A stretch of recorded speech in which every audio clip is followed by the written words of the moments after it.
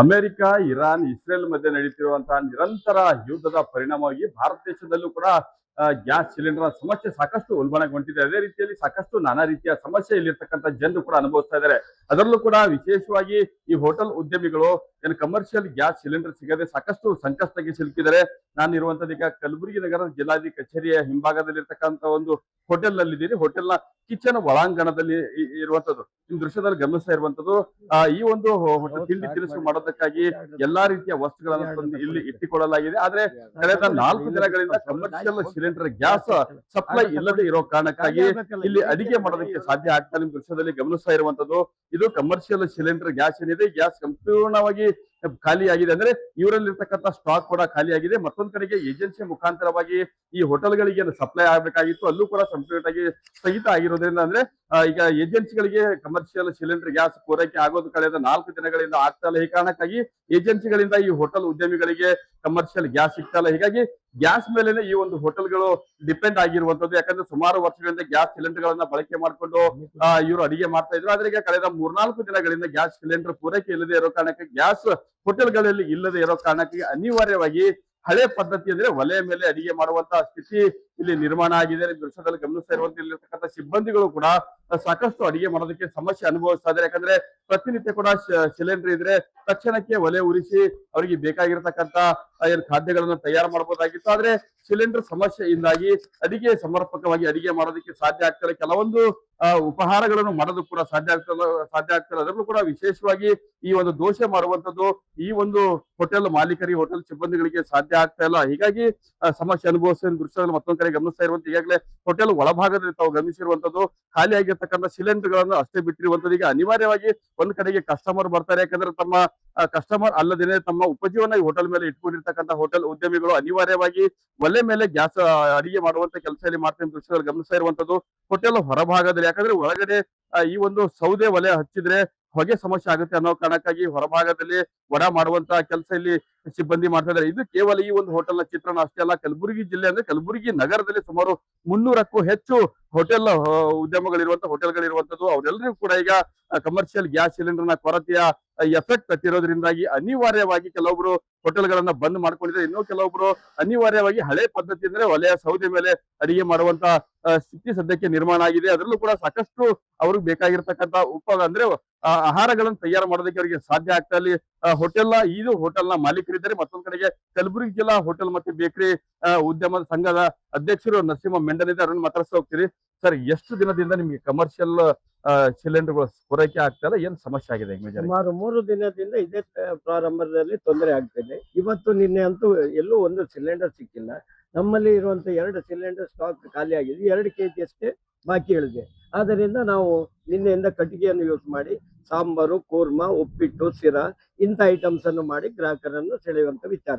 ಇದರಿಂದ ನಮ್ಮ ಉಪಜೀವನ ತುಂಬಾನೇ ಕಷ್ಟ.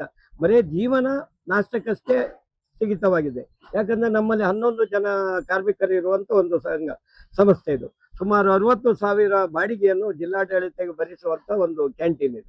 ನಾವು ನಮ್ಮಂತವ್ರು ಇದು ಕಲಬುರಗಿ ಸಿಟಿ ಸುಮಾರು 90% ಜನರಿಗೂ ಇದೇ ಸಮಸ್ಯೆ ಆಗಿದೆ. ಸರ್ಕಾರ ಯಾಕೆ ಎಚ್ಚೆತ್ತುಕೊಳ್ಳಲ್ಲ? ಕಮರ್ಷಿಯಲ್ ಗ್ಯಾಸ್ 10 ಕೊಡುವಲ್ಲಿ ಒಂದು 5 ಕೊಡುವಲ್ಲಿ ಒಂದು 3, ನಮಗೆ 2 ಸಿಲಿಂಡರ್ ಡೈಲಿ ಬೇಕು. ಒಂದಾದರೂ ವ್ಯವಸ್ಥೆ ಯಾಕೆ ಮಾಡಬಾರ್ದು? ನಮ್ಮ ಉದ್ಯಮ ಅನ್ನೋದು ದೊಡ್ಡ ಉದ್ಯಮ. ಈ ಉದ್ಯಮದಿಂದ ಸಾವಿರಾರು ಜನ ಬದುಕುತ್ತಾರೆ. ಕಿರಾಣಿ ಆಗಲಿ, ತರಕಾರಿ ಆಗಲಿ, ಹಾಲು ಉತ್ಪಾದಕರಾಗಲಿ, ಮೊಸರು ಉತ್ಪಾದಕರಾಗಲಿ, ಸರ್ಕಾರಕ್ಕೆ ಭರಿಸುವ GST ಮ್ಯಾಕ್ಸಿಮಮ್ ನಮ್ಮ ಹೋಟೆಲ್ ಉದ್ಯಮದಿಂದಲೇ ಸಿಗುವಂತದ್ದು. ಈಗ ನೀವು ಪ್ರತಿನಿತ್ಯ ಏನು ಆ ಉಪಹಾರಗಳನ್ನು ರೆಡಿ ಮಾಡ್ತಾ ಇದ್ರಿ, ಯಾವುದೀಗ ಒಲೆ ಸೌದೆ ಮೇಲೆ ಮಾಡಕ್ ಸಾಧ್ಯ ಆಗ್ತಾ ಇಲ್ಲ? ಈಗ ನಾವು ಪೂರಿ ಗ್ಯಾಸ್ ಇದ್ದಾಗ ಗರಂ ಪೂರಿ ಮಾಡಿ ಕೊಡ್ತಿದ್ದೆವು, ಅದನ್ನು ಬಂದ್ ಮಾಡಿದ್ದೆವು.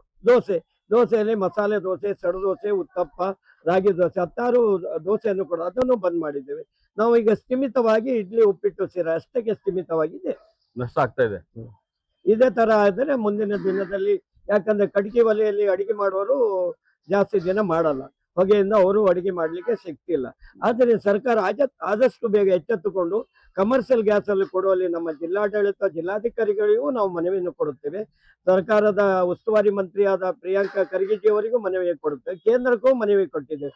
ಯಾಕೆ ನಮ್ಮ ಉದ್ಯೋಗದ ಬಗ್ಗೆ ಸರ್ಕಾರ ತಲೆ ಕೆಡಿಸಿಕೊಳ್ಳಲ್ಲ ಅಂತ ಒಂದು ಗೊತ್ತಾಗುತ್ತೆ. ಈಗ ಕಲಬುರಗಿ ತಾವೇ ಅಧ್ಯಕ್ಷರಿದ್ದೀರಿ. ಕಲಬುರಗಿ ನಗರ ಆಗಿರೋದು, ಕಲಬುರಗಿಯಲ್ಲಿ ಎಷ್ಟು ಹೋಟೆಲ್ಗಳಿದಾವೆ ಮತ್ತೆ ಎಲ್ಲಿ ಈ ಸಮಸ್ಯೆ ಆಗಿದೆ, ಎಲ್ಲಿ ಹೋಟೆಲ್ಗಳು ಬಂದ್ ಆಗಿದಾವೆ?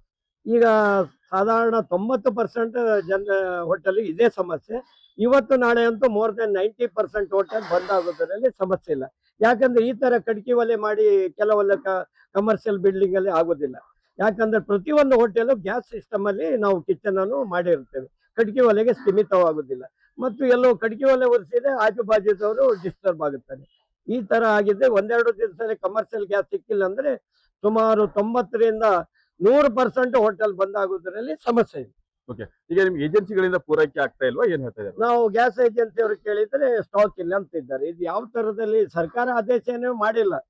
ರಾಜ್ಯ ಸರ್ಕಾರ ಏನಾಗುತ್ತಾರೆ ನಮಗೆ ಅಡಿಗೆ ಅನಿಲ ಬೇಕಾದಷ್ಟು ಇದೆ ಅಂತ. ನಮ್ಮ ಕಡೆ ಯಾಕೆ ಗಮನ ಕೊಡುವುದಿಲ್ಲ? ನಮಗೊಂದು ಸ್ವಲ್ಪ ಕಮರ್ಷಿಯಲ್ ಕೊಡಿ ಅಂತ ಸರ್ಕಾರಕ್ಕೆ, ಆಹಾರ ಇಲಾಖೆಗೆ ಜಿಲ್ಲಾಧಿಕಾರಿಗಳು ಮನವಿ ಕೊಟ್ಟಲ್ಲಿ ನಮಗೆ ಸಹಕಾರ ಆಗುತ್ತದೆ. ನಾವು ಇವತ್ತು ಜಿಲ್ಲಾಧಿಕಾರಿಗಳಿಗೂ ಮನವಿ ಕೊಡುವಲ್ಲಿ ನಾವೆಲ್ಲರೂ ಒಟ್ಟಾಗಿ ನಾಳೆ ಮನವಿಯನ್ನು ಸಲ್ಲಿಸುತ್ತೇವೆ. ಓಕೆ, ಇದು ಹೋಟೆಲ್ ನ ಮಾಲೀಕರು ಹೇಳ್ತಾ ಇರುವಂತದ್ದು. ಒಟ್ಟಿನಲ್ಲಿ ಹೇಳ್ಬೇಕು ಅಂತಂದ್ರೆ ಏನು ಅಮೆರಿಕ, ಇಸ್ರೇಲ್ ಮತ್ತೆ ಇರಾನ್ ಮಧ್ಯೆ ನಿರಂತರವಾಗಿ ನಡೀತಿರುವಂತಹ ಭೀಕರ ಮಹಾಯುದ್ಧ ಏನಿದೆ, ಯುದ್ಧದ ಪರಿಣಾಮ ಒಂದ್ ಕಡೆಗೆ ಕಲಬುರಗಿ ಜಿಲ್ಲೆಯಲ್ಲೂ ಕೂಡ ಹೋಟೆಲ್ ಉದ್ಯಮಿಗಳಿಗೆ ತಟ್ಟಿದೆ. ಮತ್ತೊಂದ್ ಕಡೆಗೆ ಹಳೆ ಪದ್ಧತಿಯಲ್ಲಿ ಅಂದ್ರೆ ಅಡಿಗೆ ಮಾಡುವಂತ ಅಂದ್ರೆ ಒಲೆ ಸೌದೆ ಮೇಲೆ ಅಡಿಗೆ ಮಾಡುವಂತ ಸ್ಥಿತಿ ನಿರ್ಮಾಣ ಒಂದ್ ಕಡೆ ಆದ್ರೆ, ಮತ್ತೊಂದ್ ಕಡೆಗೆ ಅವರು ಏನ್ ಕಸ್ಟಮರ್ಗೆ ಅನುಗುಣವಾಗಿ ಏನು ಉಪಹಾರಗಳನ್ನು ತಯಾರು ಮಾಡೋದಕ್ಕೆ ಸಾಧ್ಯ ಆಗ್ತಾ ಇದೆ, ನಮಗೆ ಸಾಕಷ್ಟು ನಷ್ಟ ಆಗ್ತಾ ಇದೆ ಅನ್ನುವಂತ ಅಳಲನ್ನು ಕೂಡ ತೋಡಿಕೊಳ್ತಾ ಇದ್ದಾರೆ. ಮತ್ತೊಂದ್ ಕಡೆಗೆ ಈ ಏನು ಕಮರ್ಷಿಯಲ್ ಗ್ಯಾಸ್ ಸಿಲಿಂಡರ್ ಸಮಸ್ಯೆ ಉಲ್ಬಣ ಇದೆ, ಅದಕ್ಕೆ ಪರಿಹಾರ ಕಲ್ಪಿಸುವಂತ ಕೆಲಸಕ್ಕೆ ಸರ್ಕಾರ ಮುಂದೆ ಆಗ್ಬೇಕು ಅನ್ನುವಂತ ಪರಿಯಾಗಿ ಸರ್ಕಾರದ ಮುಂದೆ ಒಂದು ಹೋಟೆಲ್ ಉದ್ಯಮಿಗಳು ಮನವಿ ಮಾಡ್ಕೊಳ್ತಾರೆ. ಮತ್ತೊಂದ್ ಕಡೆಗೆ 2-3 ದಿನ ಇದೇ ರೀತಿಯಾಗಿ ಪರಿಸ್ಥಿತಿ ಮುಂದುವರೆದಿದ್ದೆ ಆದ್ರೆ ಅನಿವಾರ್ಯವಾಗಿ ನಾವು ಹೋಟೆಲ್ ನ ಬಂದ್ ಮಾಡುವಂತ ಸ್ಥಿತಿ ನಿರ್ಮಾಣ ಆಗುತ್ತೆ, ಬಂದ್ ಮಾಡ್ಲೇಬೇಕಾಗುತ್ತೆ ಅನ್ನುವಂತ ಮಾತುಗಳನ್ನು ಕೂಡ ಹೇಳ್ತಾ ಇದ್ದಾರೆ. ಕ್ಯಾಮರಾ ಪರ್ಸನ್ ಶಾಣು ಜೊತೆ ಬಜರಂಗಿ ನ್ಯೂಸ್ ಫಸ್ಟ್, ಕಲಬುರಗಿ.